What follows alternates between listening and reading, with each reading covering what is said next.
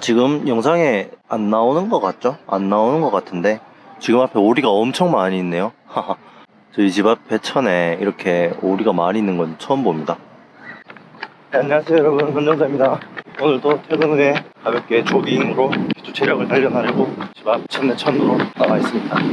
제가 실제 이름이 덕으로 끝나거든요. 그래서 여권 이름도 DUCK로 끝났는데 DUCK가 오리잖아요. 그래서 제가 실제로 오리를 보면 좀 기분이 좋더라고요. 오늘 천에서 오리 기운을 받아서 이렇게 러닝을 하고 있습니다. 얼마 전에 이제 달리기를 막 시작한 지인이 케이던스랑 보폭이 얼마나 되는지를 묻더라고요. 저도 처음에 달리기 시작할 때 케이던스랑 보폭을 어느 수준으로 유지하면 좋은지 많이 검색을 해본 적이 있어서 여러분들한테도 설명을 해드리면 좋을 것 같아서 오늘 영상 이렇게 촬영하게 되었습니다. 이미 알고 계시는 분들은 알고 계시겠지만 케이던스는 한번 달릴 때 내가 발을 몇 번이나 구르는지 그 발을 구르는 빈도수를 얘기를 하는 거고요.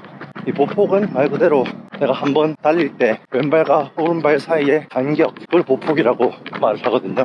케이던스는 한국말로 면역어를 해서 그런지 보속이라고 표현하는 사람들도 있던데 저는 그냥 케이던스로 얘기를 하겠습니다.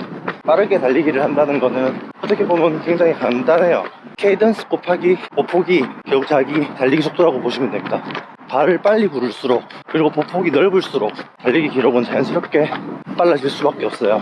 성별, 기록, 신장 이런 개개인의 차이에 따라서 적당한 케이던스, 적당한 보폭 이런 게 정해져 있긴 하거든요. 사실 이 개인차에 따라서 케이던스랑 보폭은 충분히 많이 달라질 수 있는 거기 때문에 일반화를 하기는 조금 힘이 듭니다. 그래서 일단 기록에 욕심이 있으신 분은 케이던스랑 보폭을 늘리는 훈련을 해야 되는데 절대 함정에 빠지면 안 되는 것 중에 하나는 케이던스건 보폭이건 간에 제일 첫 번째로 중요한 거는 내가 달리는 자세가 빨라야 됩니다. 골반이 심하게 뒤로 빠져 있다거나 가슴을 열고 달린다든지 고개를 젖혀서 달린다든지 그런 식으로 자세가 흐트러지면 절대로 안 되고요. 특정 케이던스, 특정 보폭을 기록하기 위해서 달리는 내 러닝 폼이 불안정하면 절대 안 됩니다. 그게 정말 첫 번째 원칙이고요. 그 첫 번째 원칙이 지켜진다는 전제하에 케이던스랑 보폭을 어떻게 하는 게 좋을지 여러 가지 검색을 해보고 실제로 달리면서 경험들을 설명을 드리겠습니다. 많은 분들이 신장, 체중, 기록, 자기 러닝 실력 이런 거에 따라서 개인차가 있기 때문에 케이던스를 정확하게 정할 수는 없다 라고 많이들 말씀하시는데 저도 그 말에 100% 동감을 하거든요. 그런데 그렇다고 그러니까 그냥 자연스러운 자세로 열심히 뛰세요 라고 얘기하는 거는 좀 무책임하다고 생각이 들더라고요. 개인차가 있을 수 있지만 제가 딱 정해드릴게요. 성인 남자분 같은 경우에는 180에서 190 사이, 성인 여성분 같은 경우에는 190에서 200 사이, 최소 그 정도 수준을 만족해보려고 한번 노력해보십시오. 웬만한 스마트워치에는 전부 다 케이던스랑 보폭 측정하는 기능이 있거든요.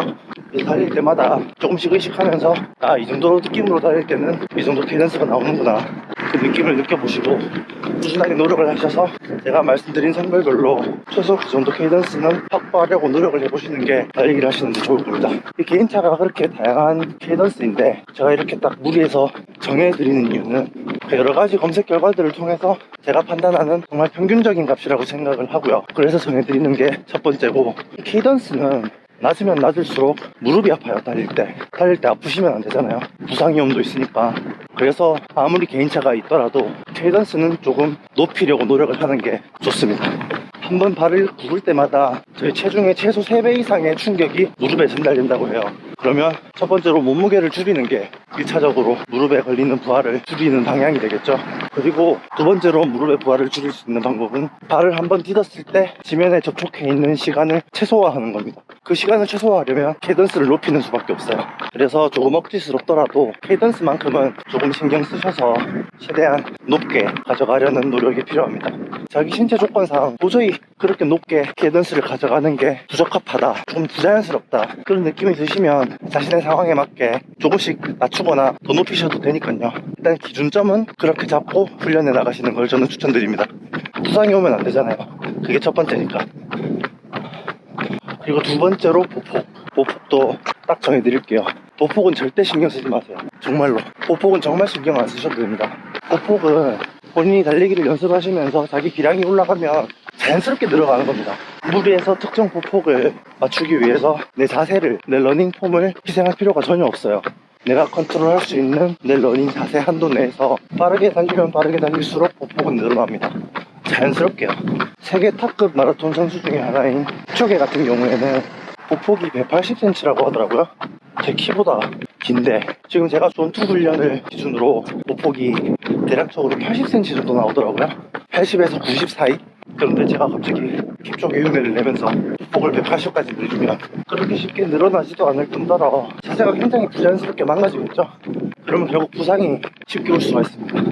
제가 평소에 훈련할 때 보폭은 100cm를 잘 넘지는 않는 것 같은데 제가 예전에 10km 마라톤 대회에서 45분 기록 달성했을 때는 보폭이 110cm나 120cm 정도 이렇게 되더라고요. 그러니까 보폭은 의식 안 하셔도 제가 속도를 내면 그 내는 만큼 자연스럽게 늘어나는 겁니다.